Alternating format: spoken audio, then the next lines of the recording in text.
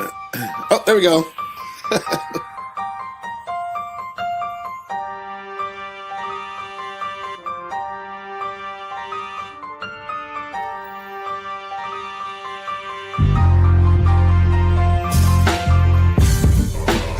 We know we were a much better team and we came up and represented ourselves.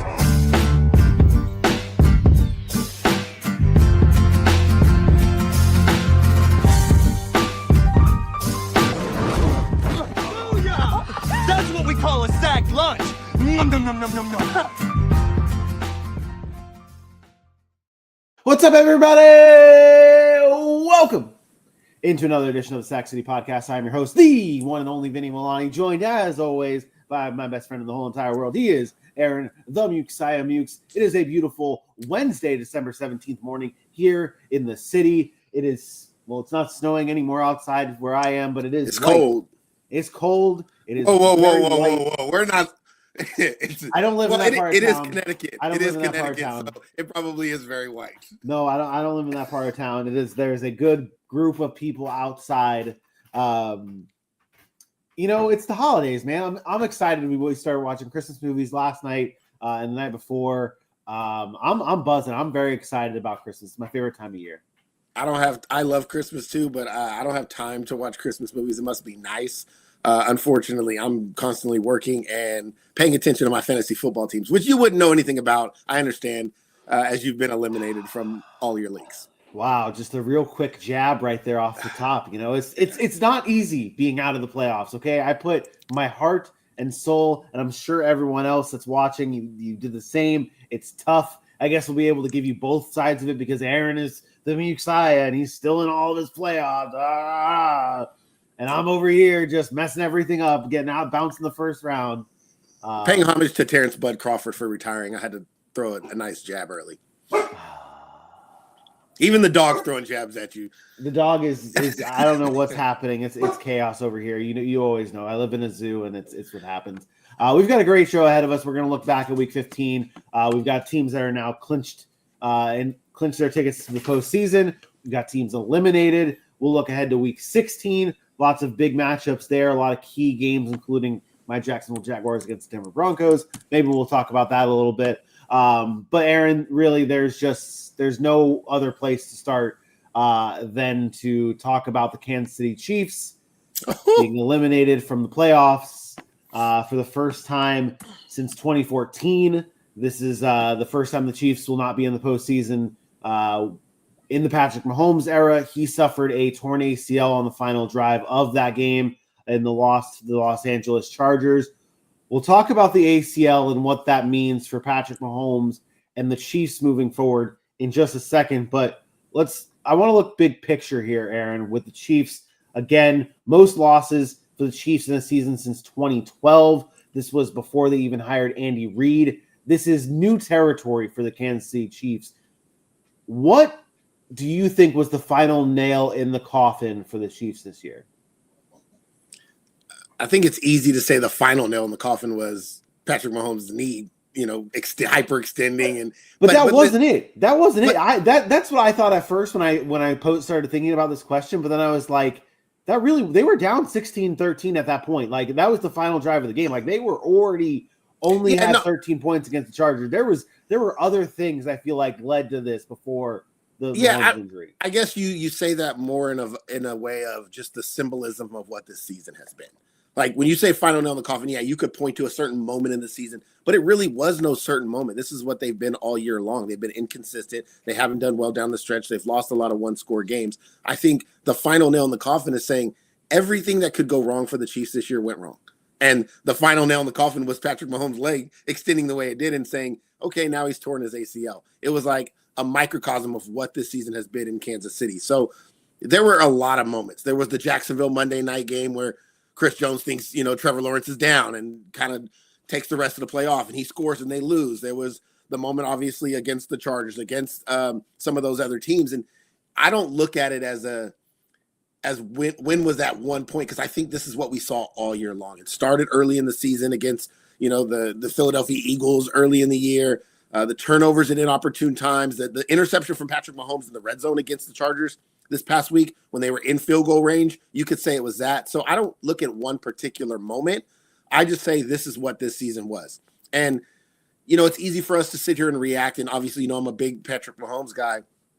But I also say this is sports. And sometimes you just don't have it. Some years it just doesn't go your way. The ball doesn't bounce your way. And are there deficiencies on this team? Absolutely. But they're still a team that in the future I'm not necessarily worried about. People have talked about salary cap issues, and this is the demise of them. Look, I've watched in the NFL teams go from 4 wins to the playoffs to winning conferences, and I've watched teams go from Super Bowl champs, Super Bowl runner-ups to not making the playoffs.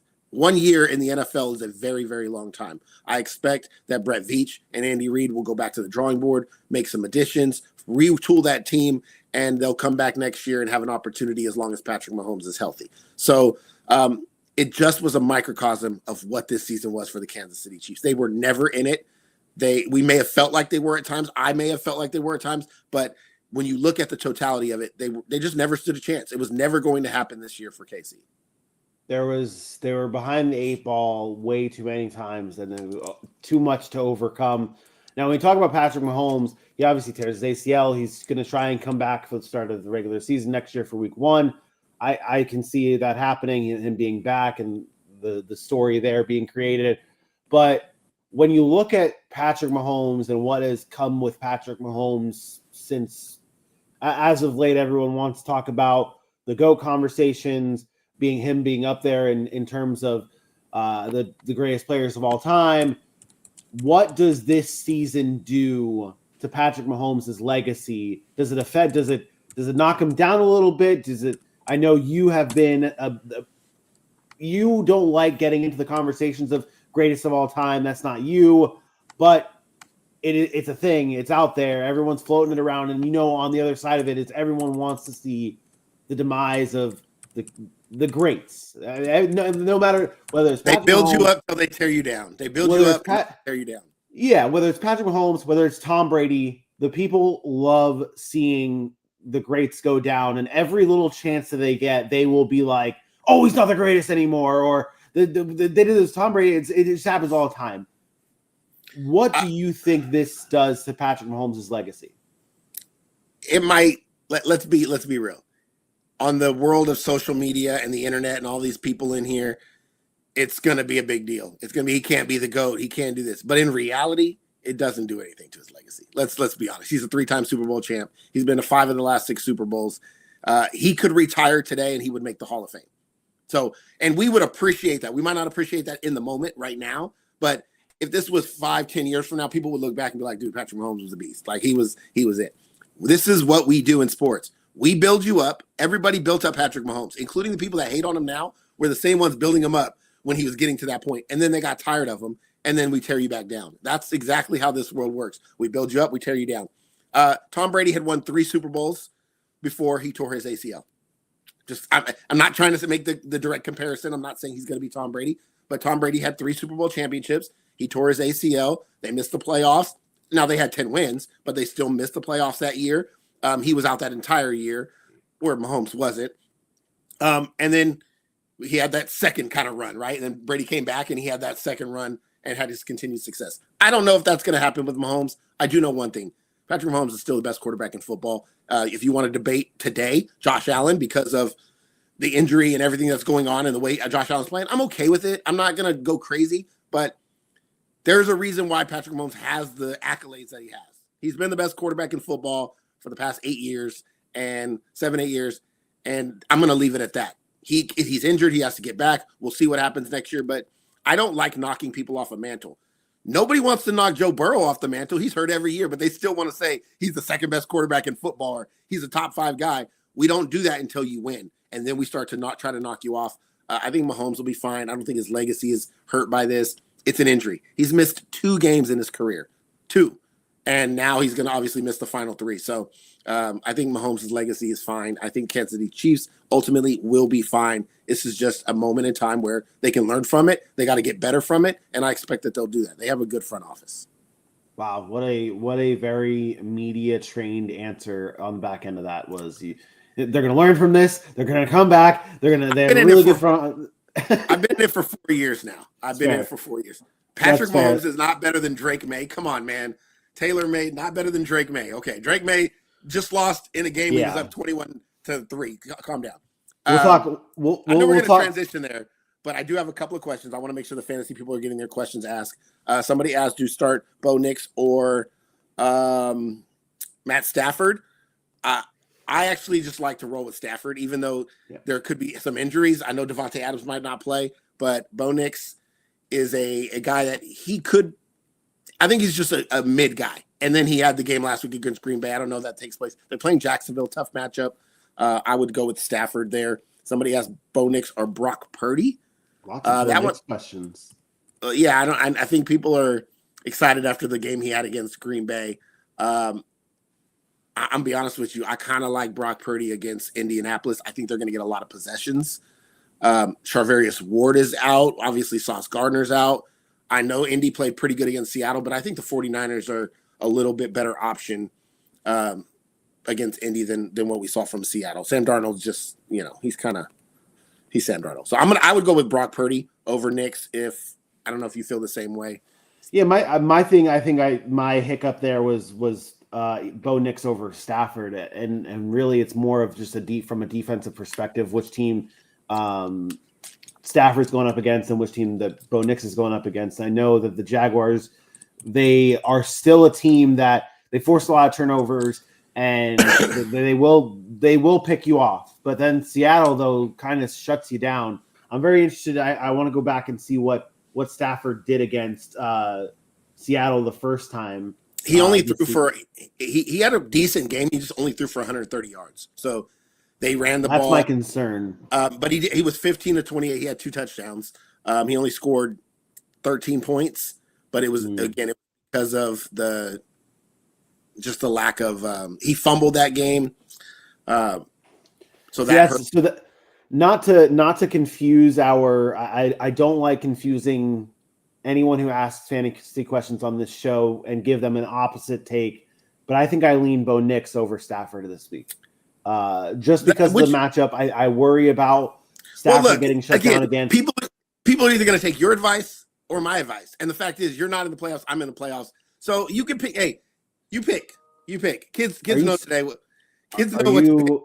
Unbelievable. This is. I mean, it is shown. Stafford has shown already that he could struggle against Seattle in your playoffs. I think I would lean Bo Nix, the guy who has been able to do it. I think the Jaguars will give up a little bit more than Seattle. Bo Nix has struggled against the Las Vegas Raiders, has struggled against the Washington Commanders. I don't want to go games to talk about games team or quarterbacks have struggled in. There have been far more games that Bo Nix has struggled than Matt Stafford. And I'm not debating your point where this could be a game where Matt Stafford doesn't have a spectacular day. I'm not saying that. I tend to lean with the guy who got me here. And I've even when you were on vacation and I've gone live and the people that have been in our lives, they know I'm a very, I don't want to say safe guy, but I tend to play like consistency, safe guys, the guys that I've known have done it over long periods of time. I was fading Jacoby Brissett for 5 weeks and he kept putting up numbers. I kept telling everybody, don't start him. And obviously I was wrong. You know what playing it safe does? It has Mike Evans on the bench in your fantasy playoffs. That's what safe does. That's what safe gets you. You would have lost anyways. I would have lost anyways. You're right. I get it. And there's two different approaches to this. And I also say it always is a determining factor is what your team looks like. If your team needs a high risk, a great day from your quarterback, maybe that we know that great day probably not going to come from Stafford. It might be a more solid 13 to 15 point day. But if you need a higher risk play, then you go Bo Nix. You need some rushing upside, maybe you go Bo Nix. So I'm okay with it, but I'm all about context. Put context into every conversation. What does your team look like? But on the surface alone, I tend to lean towards the guy that has got me there or done it. We have a lot of fantasy questions in your video. I'm going to run through these really quick. We do. There is breaking. We have, for the first time since we've been back, we have breaking news in the show, though. Yeah. What happened? The Miami Dolphins are benching Tua Tagovailoa. Zach Wilson or Quinn Ewers. Damn, they listened to Dan Orlovsky. He said that yesterday. Yeah, Quinn Ewers is going to get his first start in the NFL this Sunday against the Cincinnati Bengals. Tua Tagovailoa has been benched. Instant reaction to that, Aaron. This is a team that has been This is a team the Dolphins they've been very weird to me. Everyone was like, oh, maybe the Dolphins could actually make a push for the playoff race. They're still like scrappy. They're still finding ways. And I'm like, I don't know about that. I really don't know about that. And then I was like, you can't bench Tua while you're winning. I just didn't see that happening. Now they lose. Their playoff hopes are thin. You bring in the rookie. Your reaction? My initial reaction is the wrong guy is getting demoted or benched or fired. It should have been Mike McDaniels. Listen, I don't often agree with Troy Aikman, but what I saw Monday night in the fourth quarter was absolutely atrocious. When they're trying to build this comeback and they're just going in the huddle and they're moving the ball. They're playing well offensively. Just they weren't playing well offensively early, obviously. They got down. They scored a touchdown in the fourth quarter. They made it like 28 to like 11-9 or whatever. They get the ball back with like 6 minutes left. They're driving down the field and everything. They're getting in the huddle. They're wasting time. They score another touchdown, and because they're taking their time, they don't have enough time to come back. I'm not saying they thought they were really going to come back, but the lack of just urgency in Mike McDaniel for an offense that has not been playing well was, to me, like malpractice. So, yes, has Tua played well? No. Turning the ball over way too much, which we're not used to seeing from him.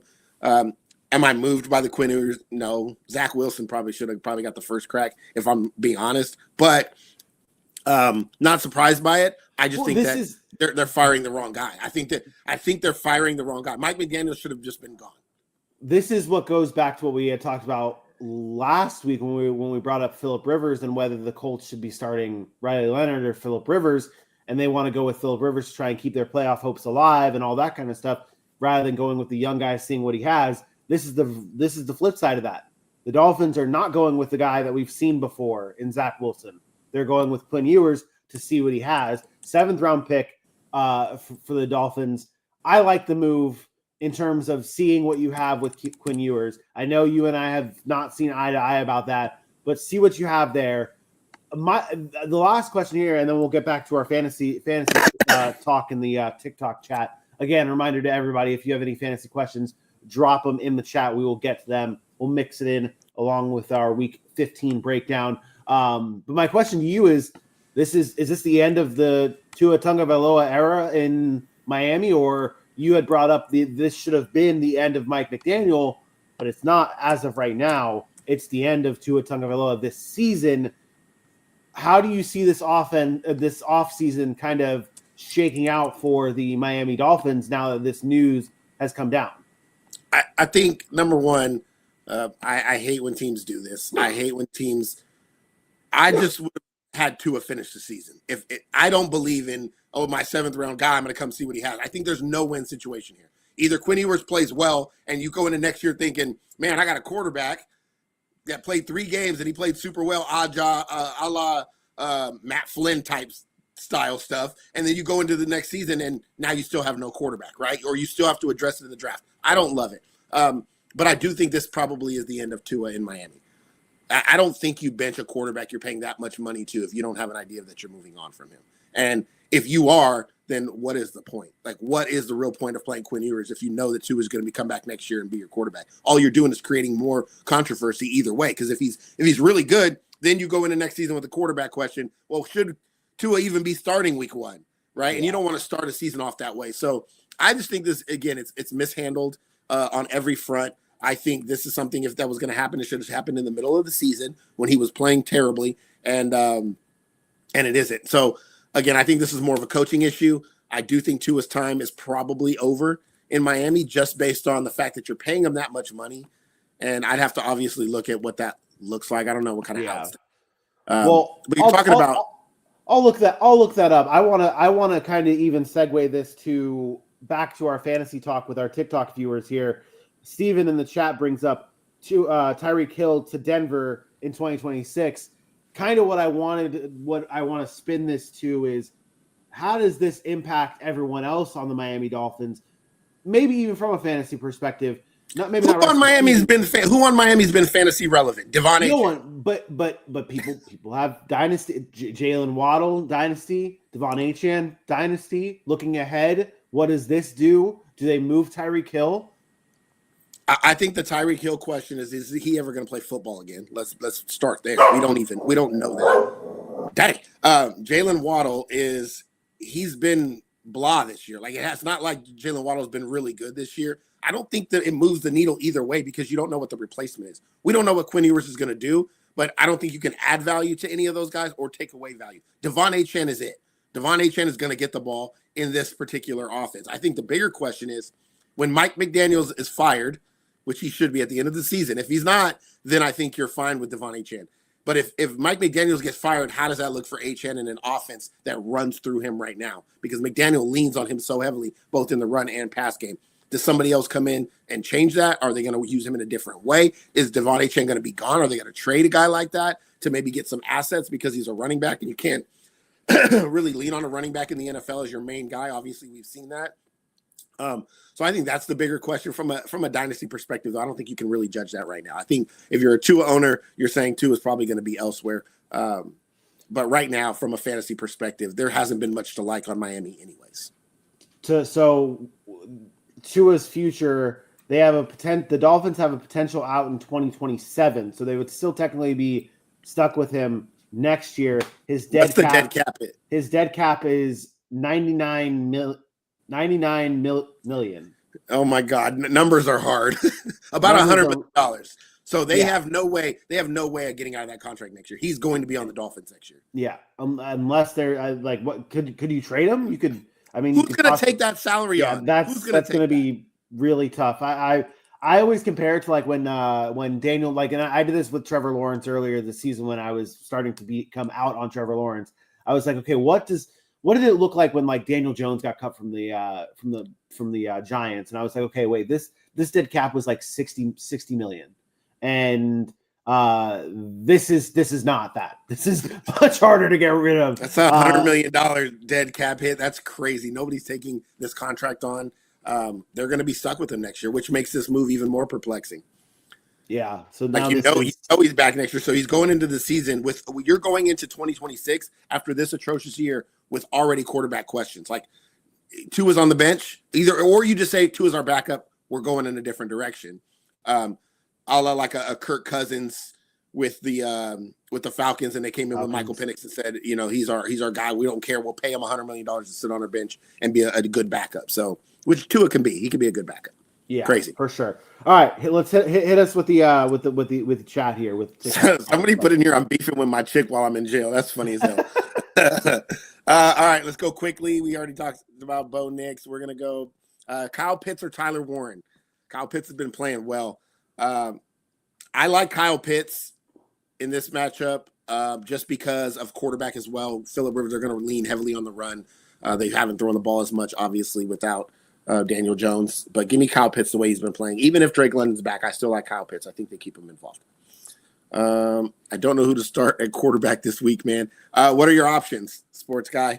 Let me know your options. I see you got a Patrick Mahomes in your circle, so maybe you're a Mahomes guy and he might be out. But let me know your options. Start two: Bucky, Jefferson, Olave, or Travion Henderson. Vinny, who you like?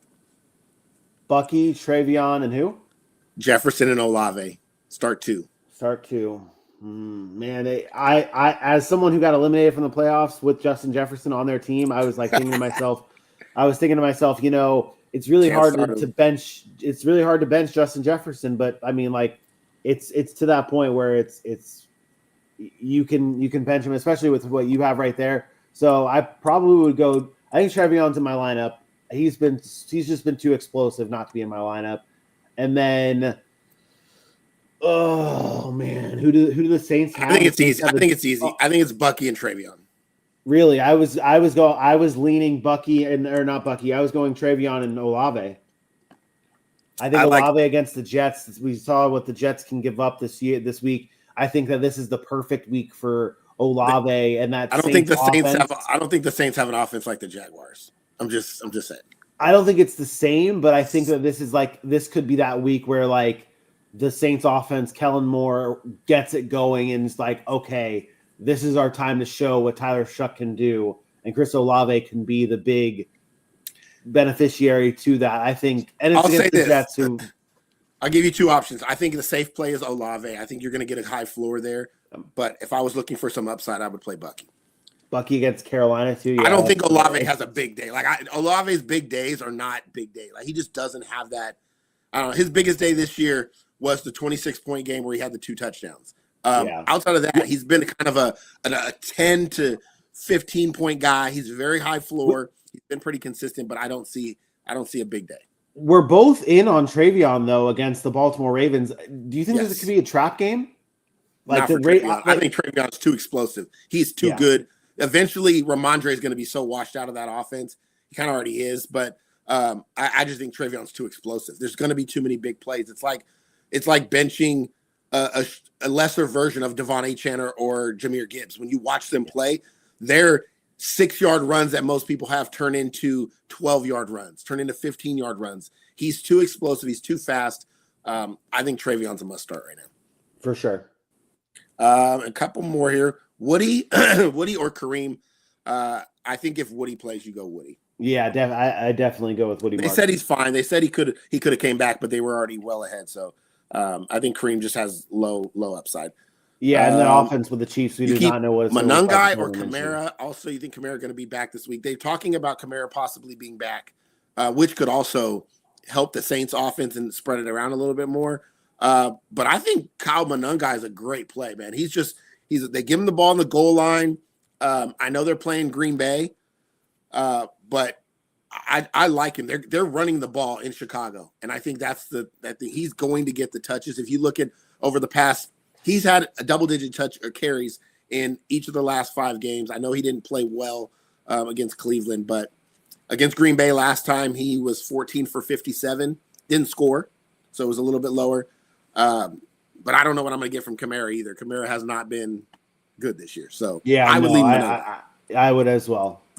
You're on mute if you're talking. What?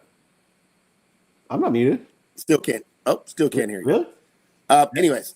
My bars are now you're talking to me in some magical voice. What? I don't know what's Can you hear me? Here. Are you able to hear me? Can you hear me now? Can you hear me now? Now I have Siri up on my thing, and I don't want Siri. Okay, all right. I don't know what's going on with Vinny, but we're gonna keep talking fantasy football questions in the chat. Michael Carter or Tracy for flex.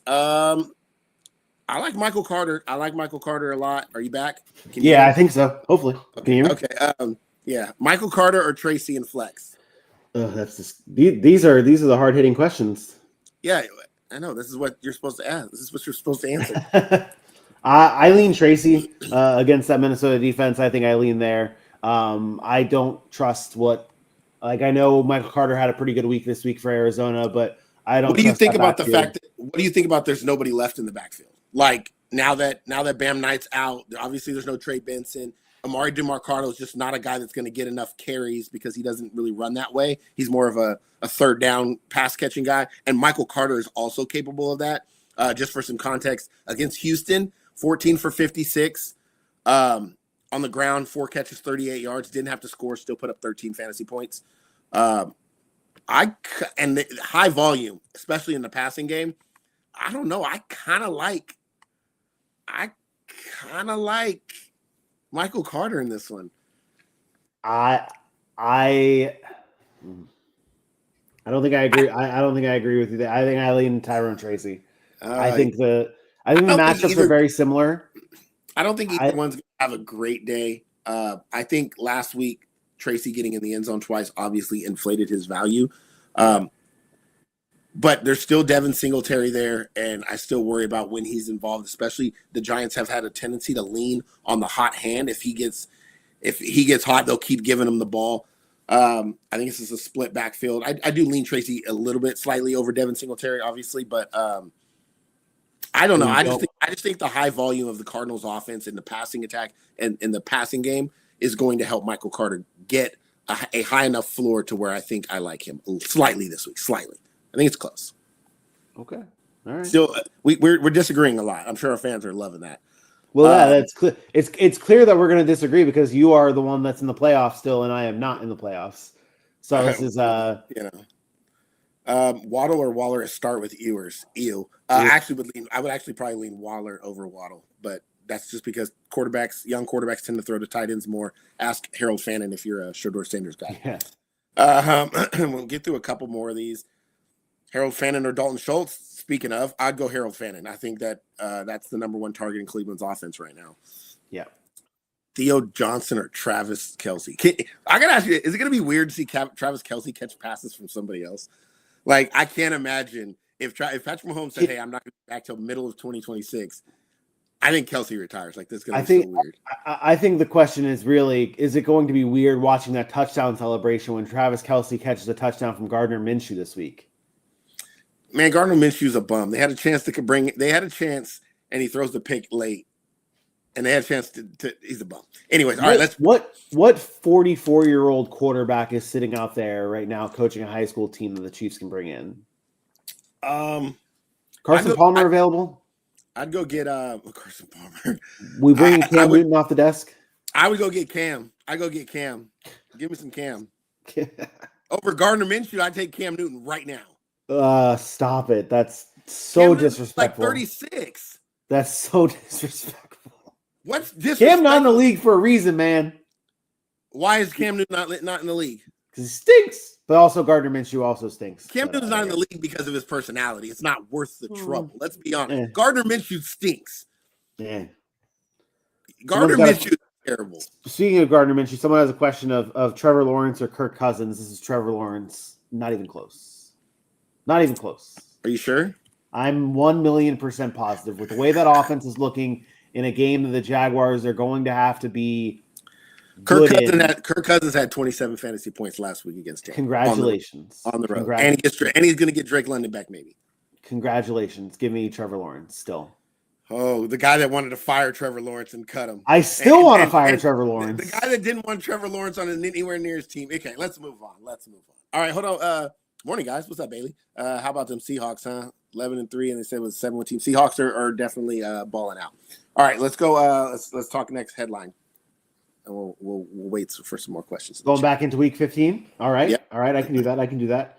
All right. So we talked about the Chiefs being eliminated. Now we have to talk about the Cincinnati Bengals being eliminated. They're eliminated for the third. Remember when I used to do the laugh for the Bengals? I do. And it's really, honestly, Bengals fans have not been able to recover since we started getting on them 3 years ago. I ended the Bengals and their fans. I told everybody it was a fluke season. It was a one-off. And yes, Burrow's been hurt, but the Cincinnati Bengals are the Cincinnati fucking Bengals. And they are not. They are going to find a way to mess it up. They are going to lose. They are not good. And yeah. All right. What's your question? So they get shut out this week for the first time since 2017. They missed the playoffs for the third straight season. The Burrow injury obviously had a lot to do with it, but this Bengals team is spiraling. Obviously, the media loves, and we talk about this all the time. The media will spin anything and do whatever they possibly can to kind of just generate that buzz. It's what the media does. We're in it. We're in the business. We understand it. Joe Burrow has his comments, and the media wants to turn it into where will Joe Burrow be next season or things like that. I don't see Joe Burrow going anywhere. Aaron, how do you fix the Cincinnati Bengals with Joe Burrow? Because he's not going anywhere. You don't. They had the option to fix it, and they decided we'd rather sell tickets and make a high explosive offense and surround Joe Burrow with great offensive weapons and never address the things that really need to be addressed, and that's the defense. This is the year the Bengals went to the Super Bowl. The reason they were in the Super Bowl is because they had an opportunistic defense that was solid. Like, nobody talks about that. We want to give the credit to Joe Burrow and all that. Go look at those playoff games. Go look at the playoff games that Joe Burrow had and look at his numbers. They weren't spectacular. That defense in that Kansas City game, that defense in the AFC Championship game, that defense in the Super Bowl is what kept them alive for a chance at a Super Bowl. This is the NFL. I don't care how explosive your offense is or the names, the T. Higgins, Jamar Chase, and Joe Burrow tandem. It does not matter if you don't have the guys up front, which the Bengals don't have, and you don't have a defense, which the Bengals don't have. So where they go from here, they should have never signed T. Higgins. And I'm a T. Higgins guy. Love him. Should have let him walk. They could have found somebody else to go play receiver far cheaper. Should have let him walk. I was okay with paying Burrow and Chase and then trying to spend some of that money on the defensive side. The best defensive player you had, you proved you didn't want to pay him. Maybe you were right because obviously Trey Hendrickson has been hurt, but it goes to show you don't want to pay defensive players. You let Jesse Bates go, one of the best safeties in football. A couple of years ago, you let him walk. You're not signing Trey Hendrickson. You do not care about winning football games, or defense. You care about making sure you have some stars on your team to continue to sell a product that you're living off of from 3 years or 4 years ago going to the Super Bowl. There is no fix for the Cincinnati Bengals right now until a front office can say we need to address our football team and not just what we need to do to sell tickets. Joe Burrow is a franchise quarterback. I might not think he's the best quarterback in football, but he's a franchise quarterback. They do nothing to protect him. And I know a lot of talk has been about Andrew Luck and what could happen. I don't think Joe Burrow's that. I don't think he's going to quit. That's a one-off. That's a rare thing you see. But there could come a point in time where he's tired of being in Cincinnati. I could see that. It's already getting that way with Jamar Chase. I think the only saving grace is Jamar Chase and Joe Burrow are cool, so it helps. But I don't see a fix. This team hasn't been good for 4 years. Like, it's not like they've been good. We continue to talk about them like they're contenders. They're not. They haven't been. They're not. It's over. Go home, Cincinnati Bengals fans. You're back to the days of Achilles Smith and Tony Banks and those guys and all those bad teams. And now it's over. Damn. Go call back up Cedric Benson or Jeremy Hill or go. We're back to those days. We're back to those. Wow. Ben Jarvis, Green Ellis. I mean, we're back to the days before Andy Dalton, before Carson Palmer. We're there. We're not even. It's bad. It's bad in Cincinnati. Yeah, to me, when you tell me that there is no fixing the Bengals, I'm like, there has to be a fix. There has to be something. But it honestly is as simple. Has there been a fix since their last Super Bowl? We talk about teams that don't go to Super Bowl. We talk about the Cowboys all the time. I'm talking about my team. Cincinnati hasn't been in the Super Bowl since the 80s. Like, what's the fix? There hasn't been a fix for 35 years. Well, they did good. They did get to that Super Bowl against the Rams, so that does matter. That does still count more than the Cowboys does. It was the one-off year. I give them credit for that, but it was a facade. It wasn't real. It was a make believe. It was like when you and the wife go to Disneyland and Disney World. It might feel real, but it was fake. Hey, Disney. When we go to Disney World, it is real. Damn it, it is real. The feelings are real. Okay, so there's no fixing the Bengals. Sorry, Joe Burrow. Sorry, Bengals fans. Come at us in the chat if you have to. Bengals are dead. Bengals are dead. Other big game in the AFC this week. Wait, I got more fantasy questions. Run through real quick. 2 questions. Terry McLaurin or Tet McMillan at flex, and then Colby Parkinson or Brock Bowers. I'm always a Brock Bowers guy, but and I'm a Tet guy. I go Tet. I would lean Tet as well. 2 a bench. T-Law or Herbert? Give me T-Law. I don't trust Herbert to have big numbers. They're just more of a run-heavy team. Give me T-Law. I couldn't disagree with you more there. I go Herbert. Jesus. I'm sorry. I couldn't disagree with you more. I mean, it's against the Cowboys. It's against the Cowboys. So what? That's what. They're one of the worst teams against fantasy quarterbacks. Give me T-Law. Waller or Parkinson? Waller. Yeah, I'd probably lean Waller. Start 2, Dowdle, Henderson, or Hampton. Give me Henderson and Dowdle. I probably would lean. Still a split backfield area with the Chargers. Amarian really hasn't taken control. They really like Kamani as well. So JJ, A-Rod, or Dak. Give me Dak. It's not even close. They throw the ball. It doesn't matter who the defense is. Don't care. He's going to usually have a good day. Theo, Johnson, or Parkinson. Theo. Flip a coin. God, these tight ends, you're really stretching. Waller or Parkinson? Give me Waller. Where's this Colby Parkinson stuff coming from? Like, I don't know. How deep are these leagues where you're having to worry about Colby Parkinson? I'm not sure. Am I missing something? Colby Parkinson, like, I've never seen Colby Parkinson in so many questions. Fannin or Kincaid? That's a little closer. Give me Fannin, though. I think I like Fannin. I think they're going to, playing from behind Cleveland usually, and he is their number one target. I know Kincaid is really too, but Brissett, Stroud, or Dak. That's a little closer for me. I really like C.J. Stroud this week. Good matchup for him. Brissett has just been playing really well. He's had 18-plus fantasy points in all of his starts, and Dak is just always a good start. You probably drafted Dak to be your starter, and if that's the case, I'm just rolling with my guys. You know how I feel about that. I just roll with the guys that I drafted, if that's the way, especially if they've gotten you to this point. Nix, Lawrence, or Dart. That's a little closer, I think. I think Bo Nix, Lawrence. I think probably lean Lawrence still, but. Man, I'm looking at this Colby Parkinson thing, man. I did not realize how good he's been.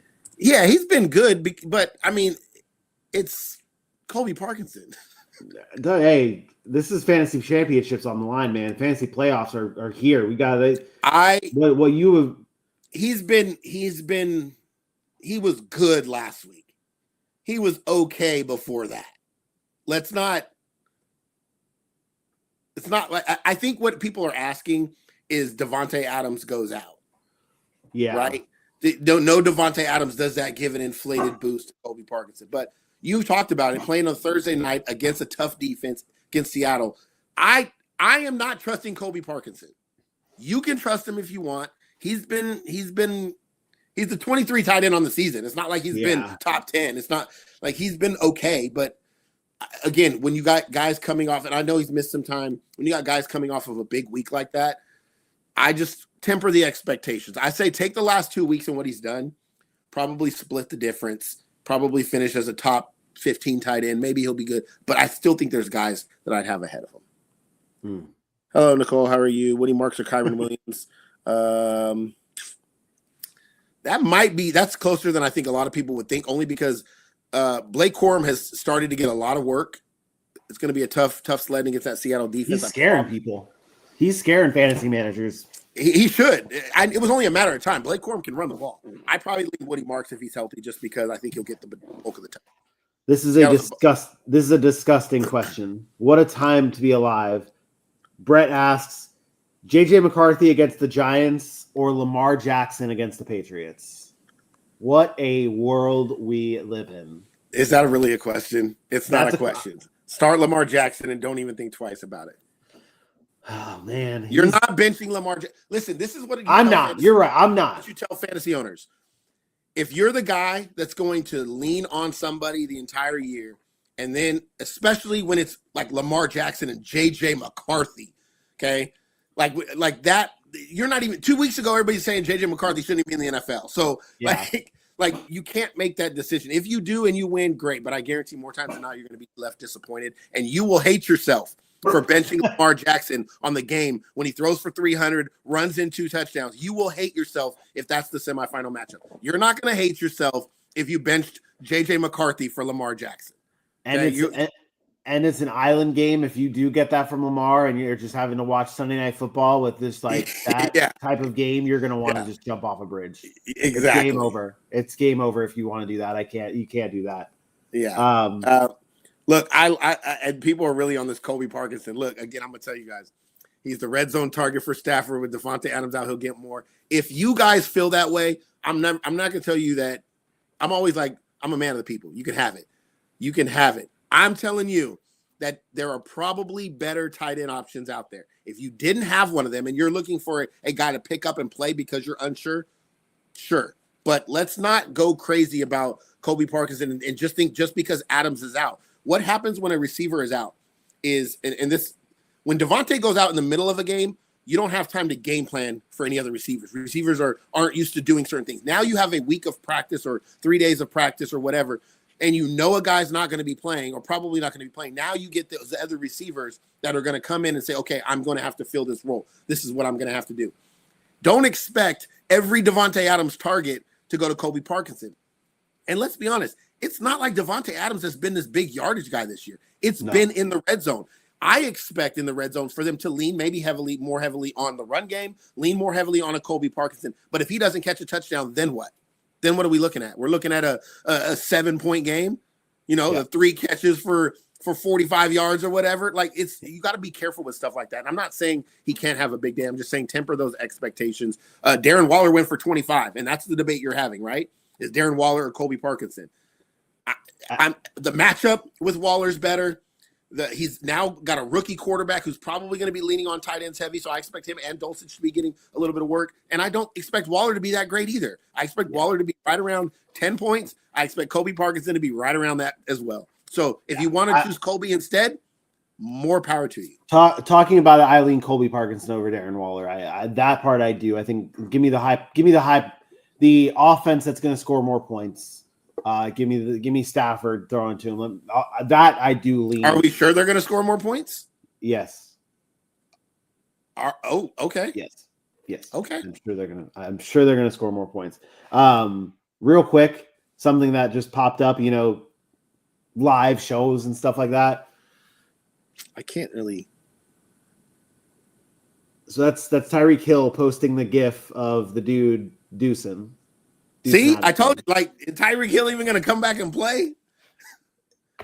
And I may or may not have a little bit of insight to Tyreek Hill. I don't know if you guys are aware, but he's right here in Coffee County, and I know his auntie. We talk, and there was a lot going on when he was. I'll name drop. I'll name drop a few times, but Tyreek Hill he's a dude that's different, man. I'm telling you, he's a guy that he'll walk away from football. He will. He loves it, but when he's talked about some of his things about retiring and all that stuff, it's not just chatter. He will walk away from football and do something else. So I know he loves the game, and I think he's going to be back, but doesn't mean he's going to be back in Miami, and he's still trying to get over that injury. So we'll see, but interesting. The last time the Rams played Seattle, what was the final score? Do you remember? 21-18, I think it was, something like that. I think I looked at it earlier.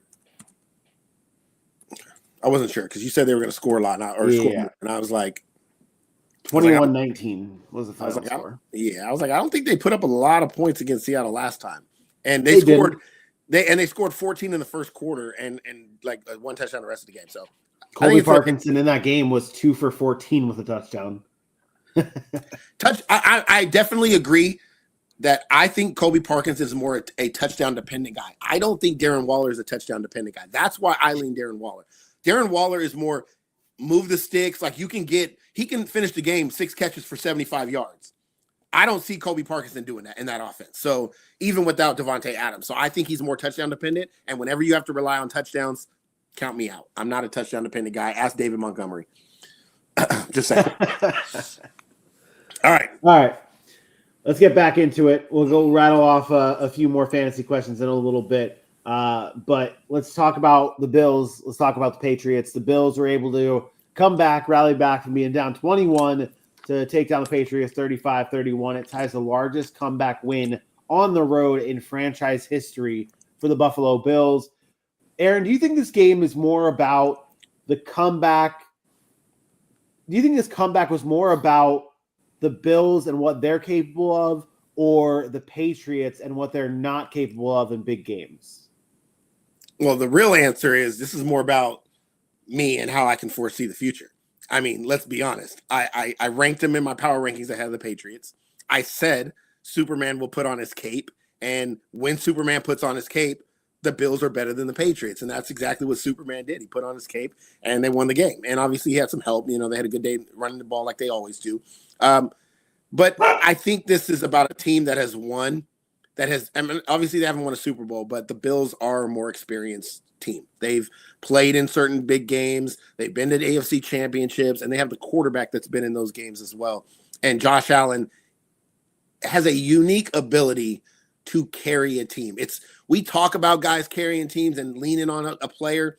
Josh Allen has a unique ability to be able to do that.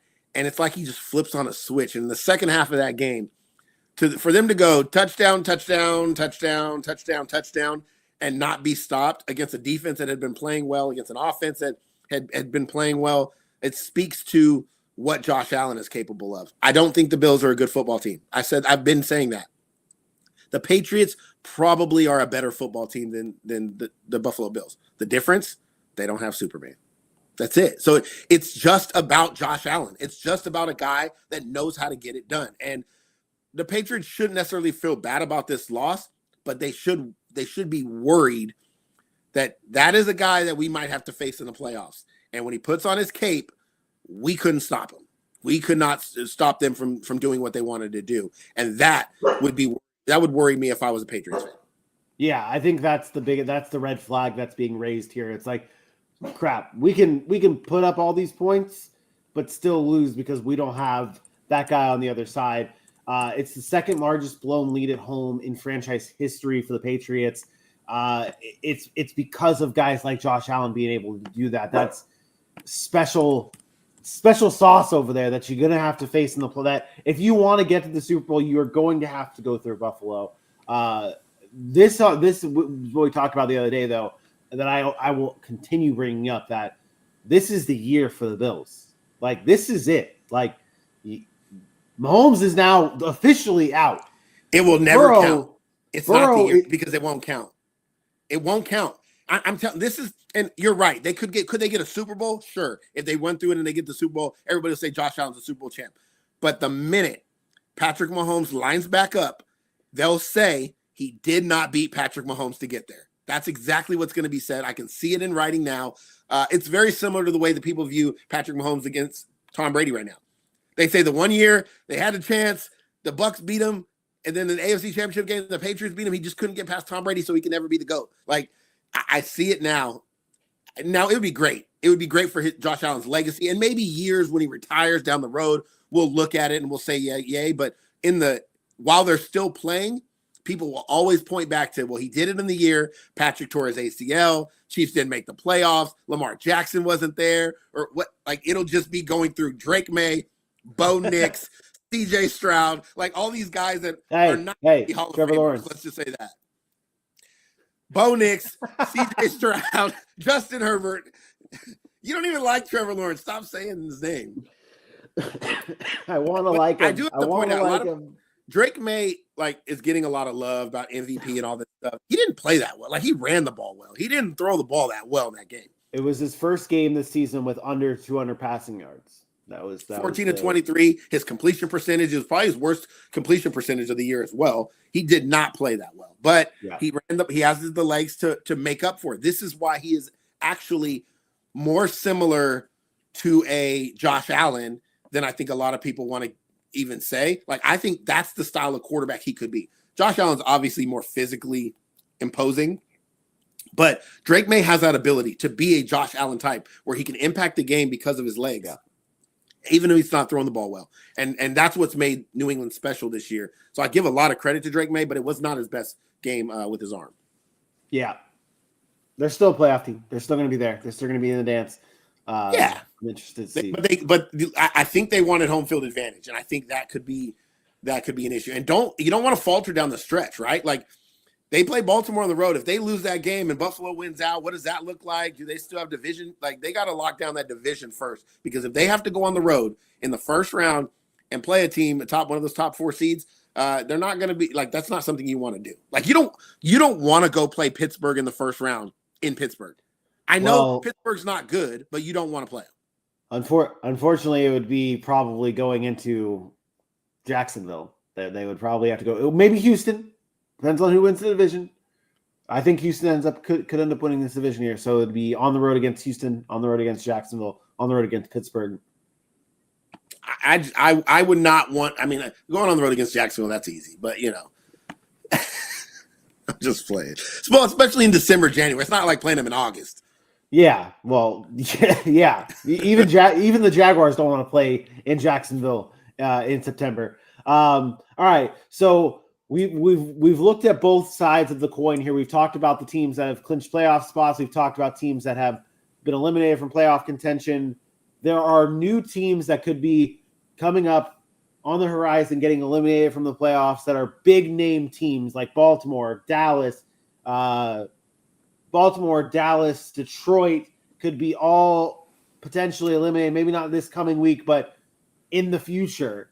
Who are you most concerned with about missing the playoffs? And not even necessarily like that they could just in general miss the playoffs, but what missing it could mean for that team. Well, I'll tell you this right here. Number one, Detroit loses a game, they're not making the playoffs. That's how I feel. They lose one game, I don't think they're making the playoffs. So they're like win out mode, and I think that would be a big disappointment. You mentioned the Cowboys. Like, it's funny how people turn the story around, but Cowboys weren't supposed to be good. They weren't supposed to be good this year, and then everybody gets excited, or they're poo-poo on them. Then they get excited, and they were never supposed to be good. Everybody picked them to be bad. They're not making it, so that's not a huge storyline for me. But Detroit not making it is a pretty big storyline for me. I think that's big, but I think Detroit is done with any loss, and that would be a huge, huge disappointment for Dan Campbell and what they've been able to build over the last couple of seasons. And you look at that team and the offensive firepower they have. I know they've been banged up defensively, but they feel like they still have all the pieces, but they've been inconsistent. And so I think that, to me, is probably the biggest one. I think when you look at the AFC, to be honest, I'm just not surprised. Like, everybody's surprised that KC and Baltimore are playing. I'm not. I'm really not. I think we build them up so much because we expect them to be there every year that when they have a bad year, it's like, oh no, what in the world? The sky is falling. I don't see it. I think the bigger disappointment is actually the Colts. Like, the way you start and then you fall all the way out of playoff contention, and now you have, Grandpa Game Tight playing quarterback. And shout out to him, by the way, because he had that team in position to win that game. And they were right there. I was like, what is happening? And their defense gave up a drive late and cost it to him. So I'm not saying he played great, but he played good enough to win. And they didn't really put a lot on him, but I thought it was fine. But I think that's a bigger disappointment. But for me, it's Detroit. It's Detroit. In terms of consequences, though, because obviously when you miss the playoffs, like there's some consequences here in the offseason. Obviously, you're not going back to the drawing board and tearing it all down, but you look at a team like Baltimore, if they miss the playoffs, the rumors are going to swirl of Harbaugh. Is he gone? What do they do with not what necessarily what they do with Lamar Jackson, but don't start the narrative. Don't start the narrative. No, but I think the Harbaugh questions are real. I think if they miss the playoffs, Harbaugh's you're going to wonder going anywhere, and neither is Lamar Jackson. People, we got to stop thinking the sky is falling because the team misses the playoffs one year. The sky is not falling. They had a bad season. They were beat up early, and they got off to a really slow start. They got it hot for a minute. Lamar missed games. It's just a bad year. It's just a bad season. We are so reactive to everything. And I get it. That's part of the talking points, and I'm not trying to poo-poo on that. I'm just saying, like, I am not going to sit here and be like, Baltimore's like the sky is falling in Baltimore. No, you're going to have Lamar Jackson under center next year. He's a 3-time MVP, should be. And that's the most important position on the field. You have talent on your roster. It's not like they have to revamp the entire thing. Could they get some pieces here and there? Absolutely. But I just think it's a stretch to go crazy and think the sky is falling because you missed the playoffs one year. I'm sorry. I think it's more about Harbaugh. I think it's more about Harbaugh. I don't think it's about Lamar. I think it's more about Harbaugh. A Super Bowl winning coach. Like, a long time ago. A week ago, they were chanting "Fire Tomlin" in the Pittsburgh Steelers fans, and then they go and win games, and now everybody loves Tomlin again. It's not, the conversations are not coming from the people that the conversations matter. The conversations are coming from the fan bases that are reactionary and reacting to everything. John Harbaugh won a Super Bowl. Mike Tomlin, he's had nothing but winning season, and we want to just fire these guys. I don't think that's the case. I don't think John Harbaugh's going to get fired. I don't think Mike Tomlin's going to get fired. I think these guys are on their own terms. And when they feel like their time is up, they will say, hey, I've done what I can do here, and we will walk away. But the firing of those guys are not the same of firing of a New York Giants head coach, Brian Daboll, or these guys that have been here for 2-3 years and don't have any history with these organizations. They love John Harbaugh there. He has been a staple in that organization. He has been one of the best coaches in football. And you might question some of the things he does, but there's a reason why he's lasted this long. And to just say we get rid of those legacy guys is crazy to me. I just don't buy it. Mike McDaniel and Kevin Stefanski might not get fired. And we're talking about John Harbaugh getting fired? Stop it. I support it. I support you, not I support what you're saying, not supporting of the Harbaugh firing or like a Mike Tomlin firing. I always laugh whenever someone brings that up to me. Theo Johnson or Darren Waller? Theo Johnson again. Hold on. People are having trouble with tight ends this week. I guess. This is, I mean, the most tight end questions I've ever seen. Hopefully these are tight end premiums because none of these guys are going to probably make or break you guys. I'm being honest. I'm staying away from Theo Johnson. I just don't love Theo Johnson. Really? All right. It's Darren Waller against the Bengals. Oh my! All these questions about Darren Waller. It's Darren Waller. Every one of them. Darren Waller. That's what I was saying. I just think it. I mean, they don't. It's not like Miami has a bunch of guys to catch the ball. It's Jalen Waddle, Devon Achane, and Darren Waller. Give me that. And they have an offensive coordinator in Mike McDaniels, who I know he's the head coach, but he calls the plays. Who knows how to get guys the ball? It's not like I'm not a fan of him as a head coach, but Mike McDaniels does know how to run an offense. He just doesn't have really the pieces to run a really good offense right now. So give me Darren Waller. I go Darren Waller. And just to let everyone know, we appreciate everyone asking all these questions on TikTok. We appreciate everyone asking questions on YouTube. Time to wake up. No, that's actually the station calling me. It's time to slowly start wrapping up then. I'm not sure why. But we'll get to that in a minute. But yes, everyone asking all these questions, we appreciate it on YouTube and TikTok. Please don't forget to like and subscribe our pages at the Stack City Pod on TikTok, on Instagram, on YouTube, on Facebook. We appreciate the love. We appreciate the subs. It goes such a long way when you guys are interacting with us. We're here for you. That's something we've always put pride into, is being here for you guys whenever to talk. Fans, just being fans. That's what we do. All right, rattle those questions off. All right, let's get into it. Pats lose one more and Bills out, or Bills win out, then they are in first. Yeah, see, I don't love that for the Patriots. Nope. Nobody's scared to go play Pittsburgh. I'm just reading comments now. I know you're laughing out loud. Nobody wants to go to Pittsburgh and play Pittsburgh. I don't care what you might think they're not good. I don't think they're a very good football team either. But you go on the road in the NFL in a playoff environment against a quarterback who knows how to win, a coach who's won before, and a defense that at any time could play the way they're capable of playing. You don't want to go to Pittsburgh. You ask any NFL team or any team, they're going to tell you that. Dak or Burrow? Burrow plays Miami. Dak's playing the Chargers. I still lean Dak slightly, but I'm not. I'm okay. I'm okay with Burrow. I think you go Burrow because the matchup. I think the matchup is a little bit easier. Maybe.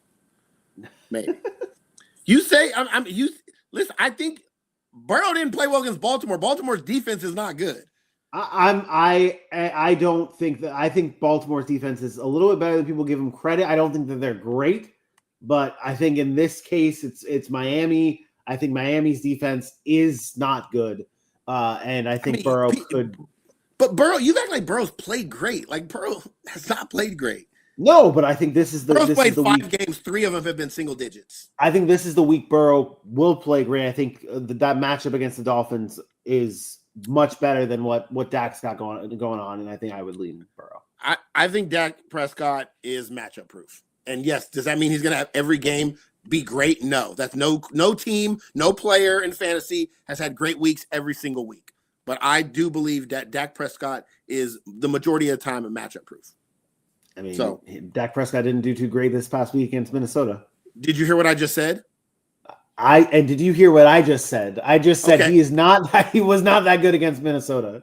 I just said every quarterback, you can say that about every single player. There's not one player in the NFL that hasn't had a single digit week or had a bad week against somebody. Well, I'm saying it about Dak. You would say Jonathan Taylor's matchup proof. You would say like Jamar Chase, you're not benching these guys because of a matchup. I'm not benching Dak Prescott because of a matchup. Because either way, if Justin Herbert, let me tell you this. If Justin Herbert goes crazy, like you said he's going to go crazy, what is Dallas going to have to do? Also go crazy.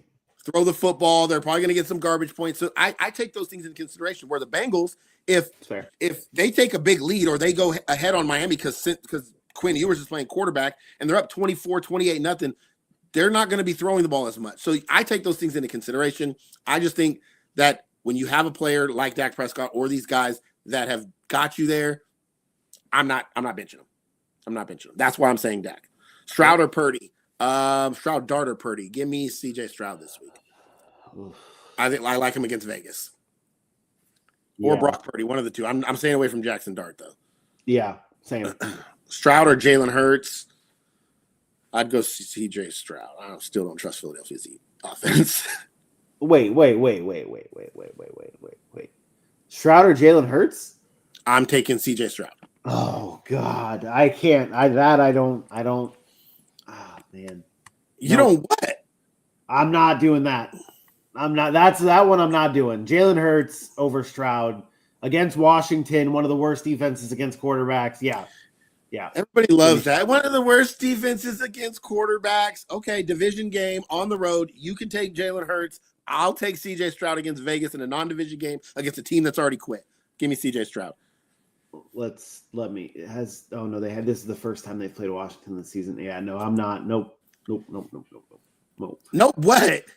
I'm not doing that. I'm not there is no way on God's beautiful green earth that I am taking CJ Stroud over Jalen Hurts this week.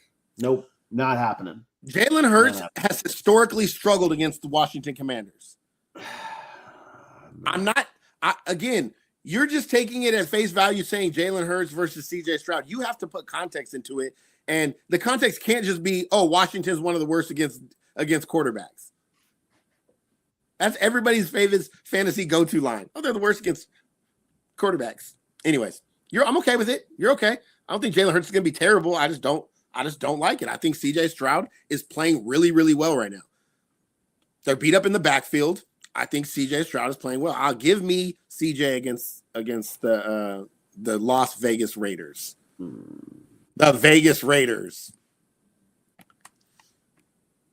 Anyways, we're gonna come back to that one next week. We'll come back to McLaurin or Michael Carter. Well, based on Vinny, I guess you're playing Devontae then. Yeah, I am. You're right. I am. Yes, that is my answer. I'm not.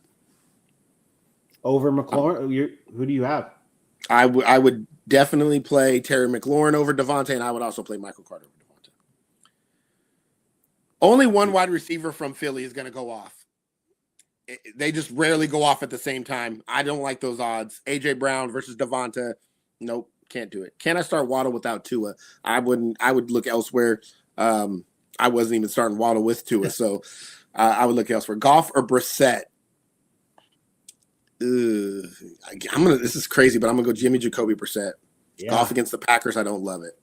Yeah, I don't love it. Parkinson or Bowers? Again, give me Brock Bowers. I don't even know what the question is here. Yeah, that one's a little bit. Everybody loves Kobe Parkinson. I mean, again, that one would be because Bowers does have the matchup against Houston. I don't care. It's Brock Bowers. Like, you guys, I get you guys want to win championships. I just can't. I can't do it. I'm not benching Brock Bowers for Kobe Parkinson. Brock Bowers' worst game is going to be Kobe Parkinson's best, almost his best, one of his best games. I'm not doing it.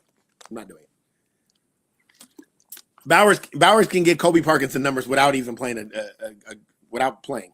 That's why I lean Bowers, because Bowers in his worst type of game will still probably give you a good That's what I'm saying.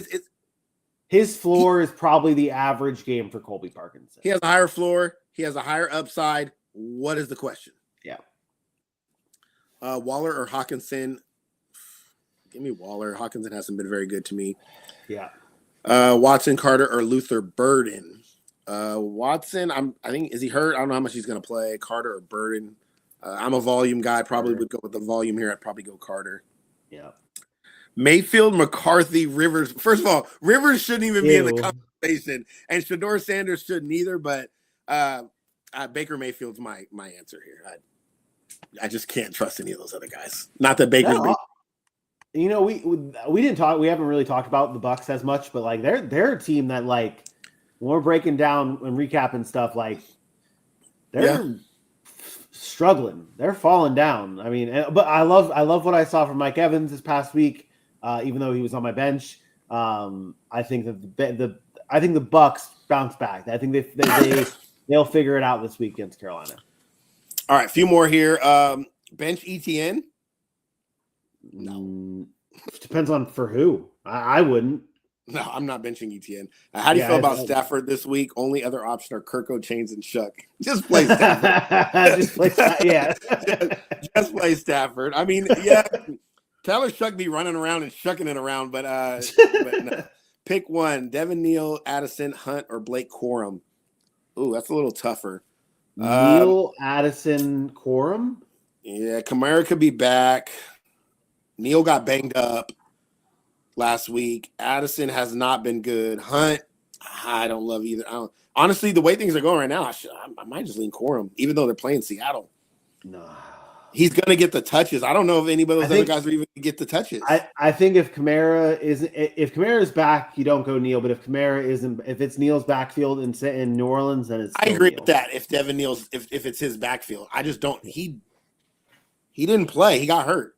So, he had a hamstring injury. I don't love a soft tissue injury coming the next week. I doubt he plays this week. I would lean Corum out of those guys, to be honest.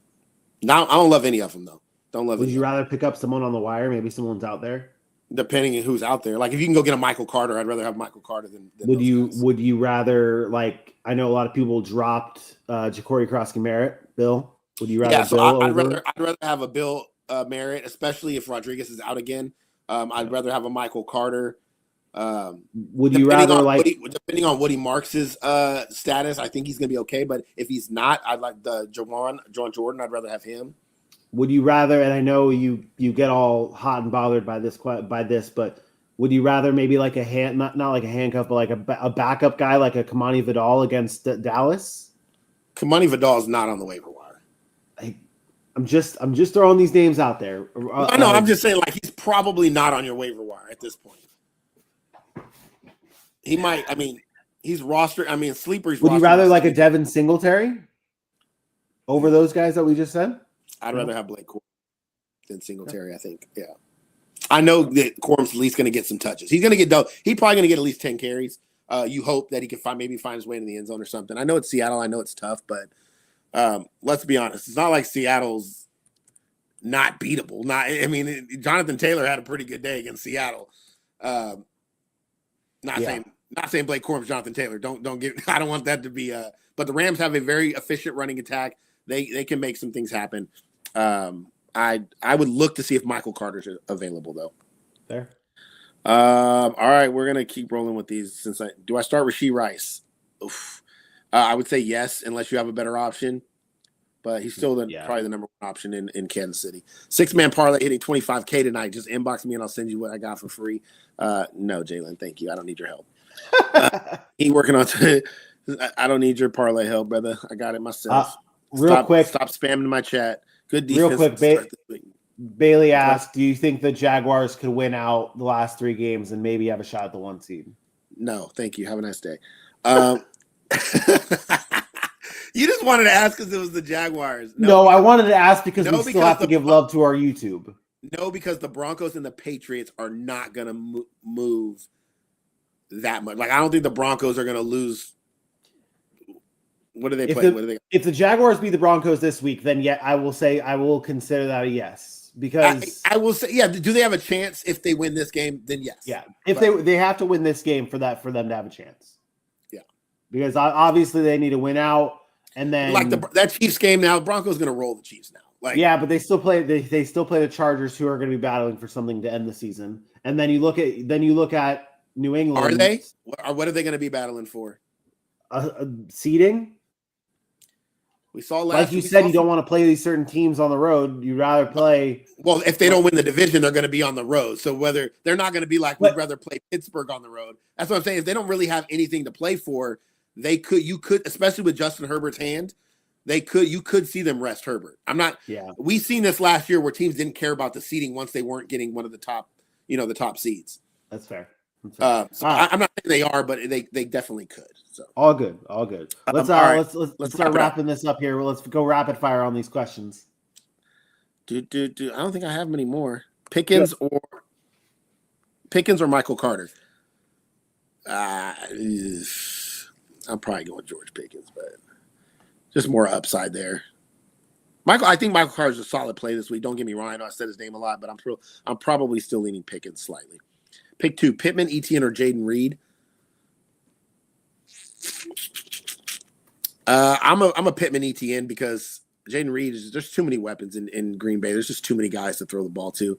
None of them usually end up having big days. They're all it's just too many guys. Yeah. Bluetooth McGrill. They will beat the Broncos. Yeah, okay. Y'all don't know football, then why are you in my chat? Get the hell out.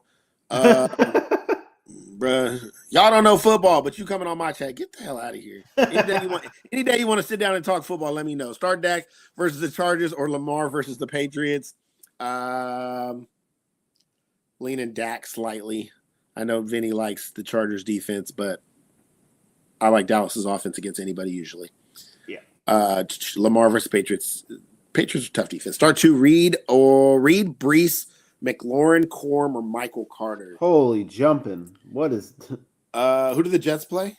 They play. Start 2, Reed, Brees. The Jets have the Saints. Jets and Saints. Give me Brees Hall. Oh man, I think I go Brees and Michael Carter there. Yeah, Brees and Carter is probably my pick as well. Pick 2, Pittman, Etienne, or Jane Reed. Already said that. Kincaid, Parkinson, or Fannin. I go Fannin or Dalton Kincaid. Yeah. I'm still kind of leaning Fannin. He's such a heavy target guy now. I don't like. Was that start 2 tight ends? I think it's just start 1. Oh, but I think I lead Fannin. He plays every play. He's had 25 targets over his last 2 weeks. I think it's easily Fannin. Mark, start 2, Mike Evans or George Pickens or Travion Henderson. Give me Travion and Mike Evans. I like Evans. Evans is back, and as long as he's healthy, Evans is the guy. He's trying to make a late play to get to 1,000. He's trying to go. Right. And he's a Carolina killer. Even though Carolina has a good secondary, he's done really well over the years with them. I would lead Evans. I'm not mad if you play Pickens, but he's struggled over the past couple of weeks. No. Waddle, Sutton, or Pitts. I'm probably leaning Cortland Sutton there. I think I lean Pitts.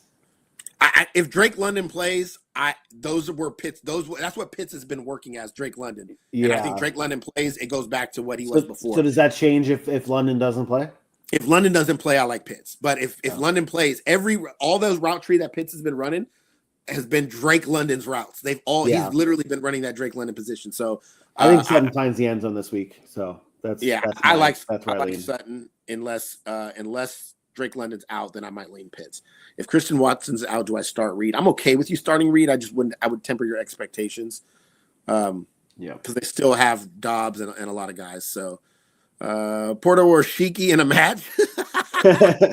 Hey, what up? Shout out Porto. Shout out Porto.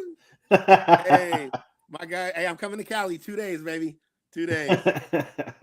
Of course, his username, user27325872. That's how much money we're going to win. And then we're going to go to the club. Devontae Smith, Jalen Waddle, or Lad McConkey. Ugh, yuck. What was it? I don't like any of those, but maybe Lad. Ugh, not fan. I guess you would say Devontae Smith. Maybe Devontae. I would go Devontae Smith. I think again the matchup. I think Devontae Smith will be the guy who ends up being the main. Devontae Lad Waddle. I think I'd go those 3 like that. I think I would go. Devontae Lad Waddle. Yeah. We bench Waddle. Yes. Not a fan of Waddle. Waller or Parkinson. We've already answered this question. Give me Waller. Judkins or Rico. Man, Judkins gets some volume, but they are the most inefficient running attack ever. And teams are loading the box, and it's Buffalo. I think it's going to be a blowout. They're going to have to throw the ball. Give me Rico just because of that. Can't trust Judkins he's not going to get his 25 carry like he had been the previous couple of weeks before that Tennessee game, just because they're going to be playing from behind. Buffalo should roll Cleveland. Diggs or Smitty. Do you have any concern? We just talked about Rico. Is there any concern about Chuba eating into what Rico has going on? No. Okay. None. He had 16 carries last week, 18 the week before. He had that one game where he only had 6 carries, and that was against the Niners. And I told you that was coaching malpractice, and that especially in a 1-score game. And I think they realized it, and they went back to what they do. He's gonna get the rock, and he'll probably get a touchdown. So, all right, last 3 questions. Appreciate you guys joining us. Make sure you follow, subscribe. Also follow on the YouTube for some of our longer form content. And then we'll be dropping clips on TikTok throughout the week. And then we're kind of mixing the fantasy football playoffs. So as we transition to probably more fantasy in the coming future. So last couple here, Jefferson, McConkey, or Smith? Ill, and Smitty. Yep. Probably Smitty, but it's hard for me to make the more people ask about Devontae Smith, the more I'm like, yeah. Oh, that's just because you want to be right, but you're not in the playoffs, so we know you're wrong. So, anyways, wow. Jackson Dart or Dak Prescott, please go somewhere else. It's Dak Prescott, not close. I mean, not saying they couldn't finish close, but I'm not starting Jackson Dart over Dak Prescott. Good luck if you want to. Hurts or Brissett? See, this is another one where I take Brissett over Hurts. No. The volume. How do you not do it? Jacoby Brissett has not scored less than 18 fantasy points in any of his starts. And that includes last week putting up how many against Houston? That vaunted Houston defense put up 21. Okay, let me ask you this question. If I told you this was their schedule. Dallas, obviously easier matchup. At Seattle, San Francisco, Jacksonville, at Tampa, the Rams, at Houston. 5 out of 7 of those teams, or 5 out of 7, have really good defenses. You would have said don't start Jacoby Brissett because you'd have been like me telling people don't start Jacoby Brissett. He has not had less than 18 fantasy points. You're starting Jacoby Brissett. Simple as that. He hasn't had less than 40 pass attempts in any game that he started since the first one against Dallas. You're starting Jacoby Brissett. He's had 2 touchdowns in every game he started, including 3 last week against Houston, except for 1, and that was that Jacksonville game, which he was his lowest scoring fantasy output at 18 points. You are starting Jacoby Brissett. He is the league winner. He is a fantasy football you're gonna look back and be like, Jacoby Brissett won. Jacoby Brissett won me my title. Holy shit! Because you had Lamar Jackson and he sucked, so you picked up Jacoby Brissett. I'm telling you, you had Patrick Mahomes. He tears his ACL. You had Jacoby Brissett on your bench because you picked him up when he started to play well, and you won your fantasy football championship. You are starting Jacoby Brissett. That's the final question. I'm leaving it there, and let's get out of here because I got to go to work. We got state championship football, and I got to get ready to go to Atlanta. Fair enough. Again, we appreciate everyone tuning in on YouTube, tuning in on TikTok. We always appreciate the questions. Please don't forget to follow, like, and subscribe. Sunday. Before game time, I will be live again. I don't know if you're going to be live, but I will be live on TikTok Sunday before the games to talk last start, sit questions, and do some stuff there. Probably about 11:30 and maybe go till about 12, like a half hour or so. Fair enough. I might join you.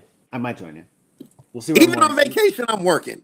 Hey, you're right. The grind never stops. Never stops. Again, we appreciate everyone tuning in. Please like and subscribe. Follow us on all of our social media platforms. That's specifically Facebook, Instagram, X, YouTube, TikTok. All of the clips getting posted there. We appreciate it. Hopefully we don't get banned, or not banned. Hopefully they don't get rid of TikTok. The president has to sign another executive order. Is that really a thing? Yeah, it's a thing, but I think we'll be okay. All right. Regardless, we're still here. No one can shut us down. Shut us down. The Saxony is back. Thank you guys so much for tuning in, and we'll see you next time.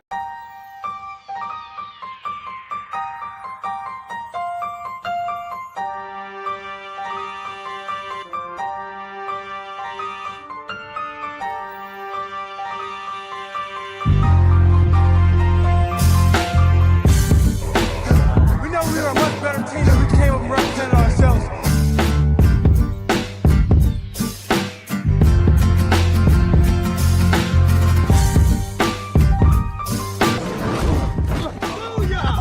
That's what we call a sack lunch. Nom nom nom nom nom nom.